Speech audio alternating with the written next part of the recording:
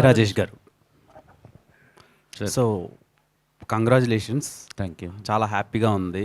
ఎందుకంటే ఒక చిన్న సినిమాని ఈ రేంజ్ వరకు తీసుకెళ్లారు. అండ్ ఇప్పుడు హిందీలో మీరు చేస్తున్నారు కదా ఇదే సినిమా.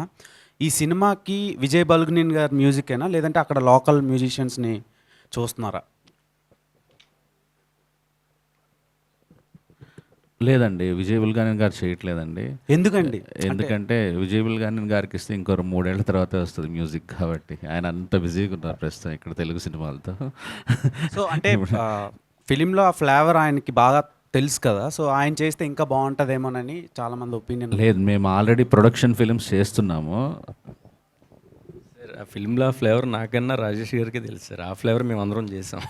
ఓకే, ఎవరిని చూస్ చేసుకుంటున్నారండి హిందీలో? లేదు, ఆల్రెడీ అంటే ఒకేసారి ఆ కాస్ట్ అండ్ క్రూ డీటెయిల్స్ అంతా ఒకేసారి ప్రకటిద్దామని. బట్ ఏం లేదు, విజయ్ ఇక్కడ చాలా బిజీ ఉన్నాడు. నాకు ఏంటంటే ఆ టైంకి బేబీ టైంకి కూడా నా కోసం టైం స్పెండ్ చేసి మ్యూజిక్ ఒక విషయంలో మాత్రం నాతో ట్రావెల్ అయ్యే ఒక పర్సన్ కావాలనుకొని నేను విజయ్ని సెలెక్ట్ చేసుకున్నాను.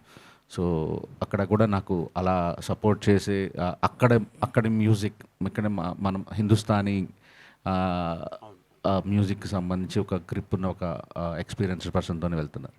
అండ్ ఎస్కేఎన్ గారికి సోషల్ మీడియాలో ఒక సపరేట్ ఫ్యాన్ బేస్ ఉంది, అంటే ఈక్వల్ టు హీరోస్. సోషల్ మీడియాలో ఆయన వీడియోస్ ఇస్తాను. నేను సాయి రాజేష్ గారితో మాట్లాడుతున్నాను. హీరోలు డేట్లో సో ఆయనకి శ్రీరామ్ చంద్ర గారు ఒక రికార్డింగ్ మధ్యలోంచి వచ్చారు, ఆయన వెళ్తారు, మనం కొనసాగిద్దాం. Thank you brother. Okay brother. Okay brother. Okay, Sai Rajesh గారు, సోషల్ మీడియాలో ఆయనకి సపరేట్ ఒక బేస్ ఉంది. సో ఆయన ఏమైనా చూస్ చేసుకుంటారా యాక్టర్గా? నాకు మొన్న ఒక డైరెక్టర్ కథ చెప్పారండి యాక్చువల్లీ. దాంట్లో సెకండ్ లీడు అలా అతను నెరేషన్ ఇస్తుంటే నాకు ఎస్కేఎన్ కనిపించారు అన్నమాట. నేను ఇమీడియట్గా డైరెక్టర్ చెప్పాను, నువ్వు ఎందుకు ఎస్కేఎన్ ఇంట్రడ్యూస్ చేయకూడదు యాక్టర్గా అని చెప్పేసి. అంటే ఇప్పుడు ఎస్కేఎన్ గారిని బిగ్ స్క్రీన్లో చూడబోతున్నాం అన్నమాట.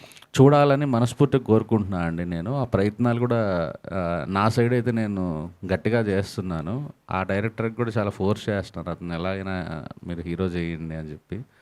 చూద్దామండి ఎవరు ఎలా అవుతారో తెలియదు కదా.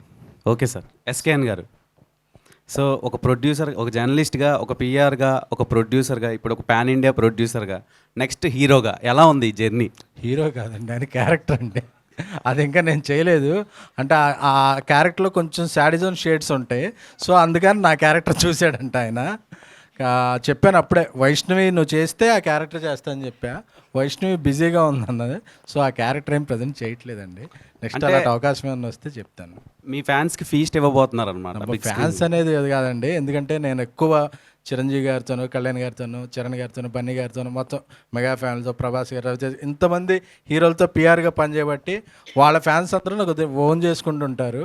అలాగే సోషల్ మీడియాలో కొద్దిగా పంచ్లో మాట్లాడదాం, దాని ఫ్యాన్స్ అనే పెద్ద పదం అంటే ఫ్రెండ్స్ అనుకోండి, నా ఫ్రెండ్స్ వాళ్ళు. ఎలక్షన్స్ టైంలో మీరు ఒక ట్వీట్ వేశారు ఒక పర్సన్ మీద, వెళ్ళి ఆటో కూడా గిఫ్ట్ ఇచ్చారు. అవునండి. సో దాని మీద ఆడియన్స్లో మీ మీద ఒక హీరోకి ఉండే ఫీల్తో కొన్ని ట్వీట్స్ వేయడం, ఆ రెస్పాన్స్ అండ్ ఫ్యాన్ బేస్ పెరగడం జరిగింది. దాని మీద మీ ఒపీనియన్ ఏంటి?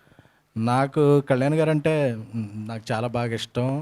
ఆయన ఎలక్షన్ క్యాంపెయిన్లో పనిచేసి నాకు అభిమాన్, నా చిన్నప్పటి నుంచి నా అభిమాని కాబట్టి పిఠాపురంలో కొన్నాళ్ళు ప్రచారం చేయడం జరిగినప్పుడు ఆవిడ ఎక్కడో వీడియో చూసే ఎలక్షన్ రోజు ముందు రోజు నా కళ్యాణ్ గారు విన్ అయితే మా ఆయన రిక్షా తొక్కిన డబ్బుతో ఊరంతా పార్టీ ఇస్తుంటే, అంటే వాళ్ళు రిక్షా తొక్కున్నప్పటికీ కళ్యాణ్ గారి మీద అంత అభిమానం చూపించింది అనేవాడికి నాకు వెంటనే ఒక అభిమానిగా స్పందించా. నిజం కళ్యాణ్ గారు గెలిస్తే రిక్షా వద్దమ్మా, ఆటో ఇస్తాను నేను అని చెప్పి. సో అది ఎక్కువ మందికి అందరికీ తెలిసేలా ఇవ్వకూడదు, ఏదో ఇచ్చాం కాబట్టి అది పబ్లిసిటీ అనుకున్నాం. కానీ కావచ్చు కొంతమంది ఏమన్నారంటే ఇది తెలియకపోతే మీరు ఇవ్వలేదు అనుకుంటారని ట్వీట్ వేసి ఆయన ఆ రోజు మీడియా సమక్షంలో ఇవ్వడం జరిగింది. So it's feeling between fans.